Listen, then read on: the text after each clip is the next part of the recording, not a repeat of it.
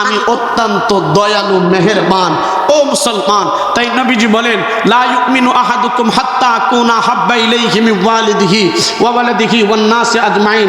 তোমরা মুমিন হবা না কেন? হাদিসের তর্জমা হইল ছেলে সন্তান স্ত্রী পুত্র ধন দৌলত লম্বা। এক শব্দে তর্জমা হইল আপনার জীবনের চেয়েও বেশি, আমার জীবনের চেয়েও বেশি আল্লাহর নবীকে ভালো না বাসলে প্রকৃত মুমিন ইমানদার হওয়া যাবে।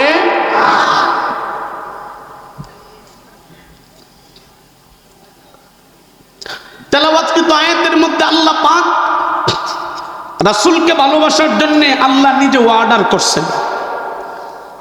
হাদিসের মধ্যে সরওয়ারে দু আলম বলেন আমাকে ভালো না বাসলে তোমরা মুমিন হতে পারবা না। বুঝা গেল আল্লাহ পাক আমার রাসূলকে মুহাব্বতের জন্য জমিনে প্রেরণ করছেন। সুবহানাল্লাহ। রাসূলকে ইত্তেবা অনুসরণ করার জন্য আল্লাহ দুনিয়াতে প্রেরণ করছেন। নবীজি নিজেই নিজেকে ভালোবাসার জন্য বলছেন।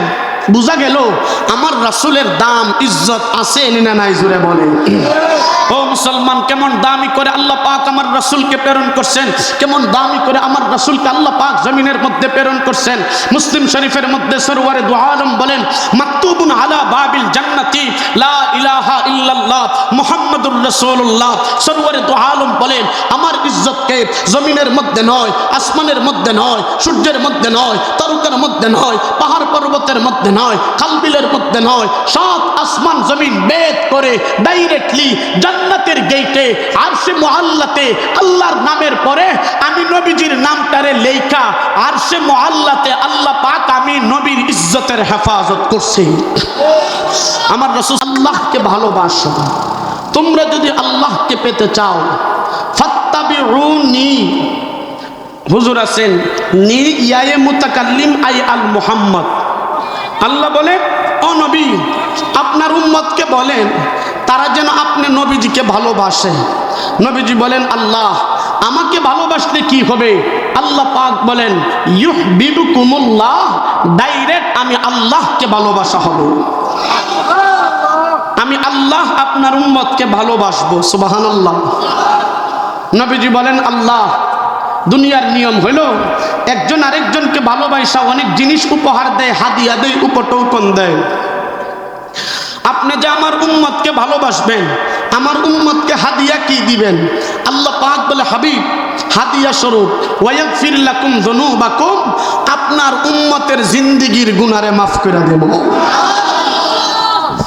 নবী বলেন আল্লাহ আপনি যে গুনারে মাফ করবেন আপনার গুণ কি, আপনার বৈশিষ্ট্য কি, আপনার সিফত কি?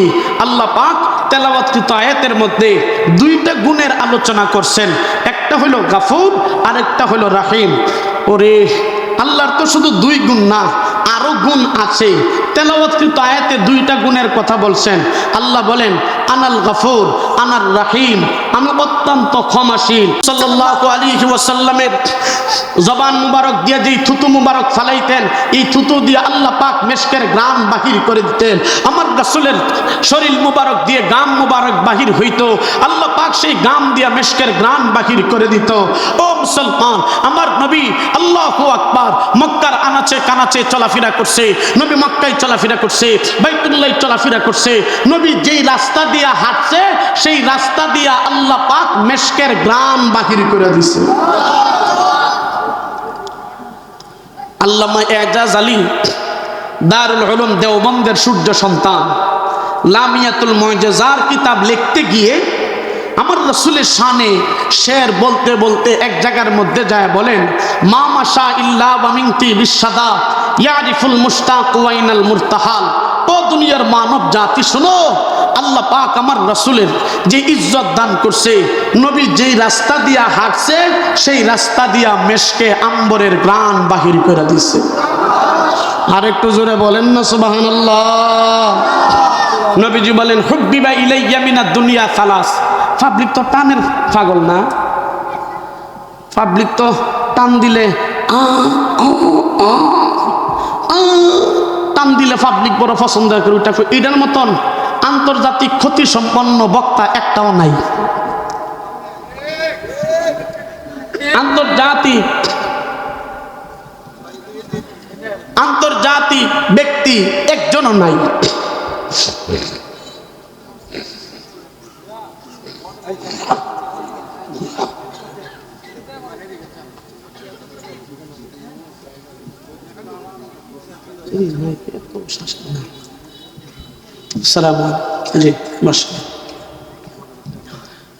উপজেলার চেয়ারম্যান সাহেব, ভাইস চেয়ারম্যান, মাশাআল্লাহ, আলহামদুলিল্লাহ। তা আমার কলজাটা অত বড় হয়ে গেছে। আমি যে কথা বলবো উনি আমার কথাগুলার বিবেচনা করবেন ইনশাআল্লাহ। আর বিচারের মানদণ্ডে উনি রাখবেন। ওরে আজ যাই হোক, আল্লাহ পাক ভাইস চেয়ারম্যানের হায়াতের মধ্যে বরকত দান করেন, আমিন বলেন। নবীজি বলেন হুব্বিবা ইলাইয়া মিনাদ দুনিয়া সালাস। আল্লাহর নবী বলেন আমি পয়গম্বর দুনিয়াতে তিনটা জিনিস বেশি পছন্দ করি। কয়টা জিনিস? এর মধ্যে নবীজি এক নম্বর বলেন আত্তিব, আমি আতর পছন্দ করি। নবী যখন বলছেন আতর পছন্দ করি, আল্লাহ পাক বলে হাবিব আপনি আতর পছন্দ করেন, আপনার কথারে আমি আল্লাহ এত পছন্দ করি যার কারণে পায়ের পাতা থেকে চুলের আগ পর্যন্ত পুরো শরীরটারে আতরময় বানায়া দিছি। নবী আতর পছন্দ করতেন, পুরা শরীরটা নবীর আতর বানায় দিছেন। ওরে দলিল দিতে গেলে লম্বা হয়ে যাবে। আল্লামা তকি উসমানী তারাশি কিতাবের মধ্যে বুখারীর হাদিসকে নকল করতে যায় লম্বা হয়ে যাবে। একদিন আল্লাহর নবী দ্বিপ্রহরে দুপুর বেলায় উম্মে সুলাইমের ঘরের মধ্যে ঘুমাইছেন।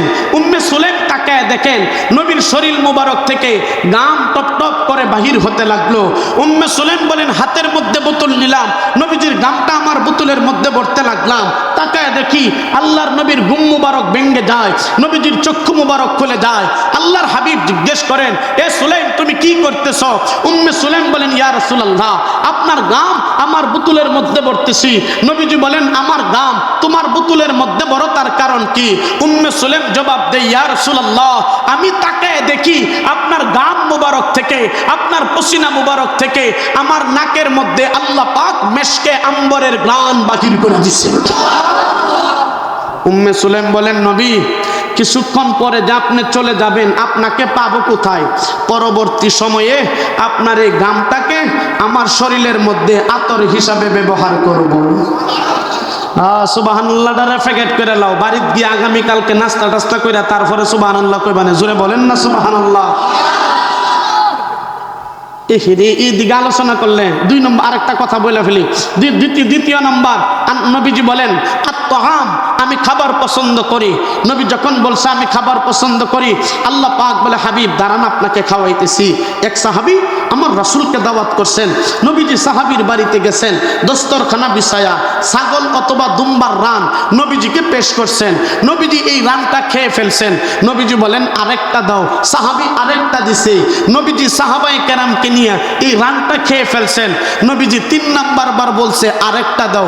সাহাবীটা কই ইয়া রাসূলুল্লাহ ছাগলের রান কয়টা থাকে? 2টা যে থাকে এটা নবী জানে না? কয়টা থাকে? 2টা। সাহাবী বলে ইয়া রাসূলুল্লাহ ছাগলের রান কয়টা থাকে?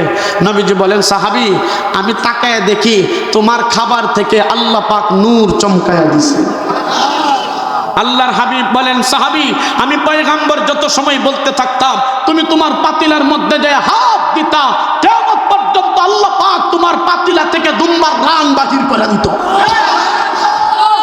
নতুন মুসলমান বুঝছে না। আর হযরত আলীর ঈমান এত নরম না। বুখারীর আরেক হাদিস আল্লাহর নবী চাদর মুবারকটা নবীজিকে দিয়া আলীকে দিয়া বলছে ইয়া আলী হাদিহিস শাজার আও তামরাতুস শাজার, ও আলী এই যে খেজুর গাছ দেখা যায় এই খেজুর গাছকে যায় বলবা আমি নবীজি বলছি খেজুর দেওয়ার জন্য নজরের সাথে ধ্যানের সাথে। আর 2-1 মিনিট হযরত আলী বলেন এমন টাইমে নবীজি খেজুরের কথা বলছেন, যেই গাছকে দেখাইছেন এমন মৌসুমে খেজুরের কথা বলছেন, গাছের মধ্যে খেজুর তো দূরের কথা ফুলেরও কোনো গন্ধ নাই। সুবহানাল্লাহ কইতা না? খেজুর থাকবে দূরের কথা ফুলেরও কোনো, আমার মাত গুনে নেয় আপনি তো বুঝরাইনি। আমি ছিলাম আতিয়ার, আমার মা আপনাকে বুঝরাইনি।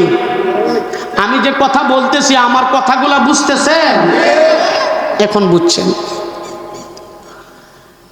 হযরত আলী বলেন খেজুর তো দূরের কথা, ফুলেরও কোনো গন্ধ নাই। হযরত আলী বলেন দূর, এগুলো আমার দেখার দরকার নাই। নবীজি হুকুম করছে আমার পালন করার দরকার।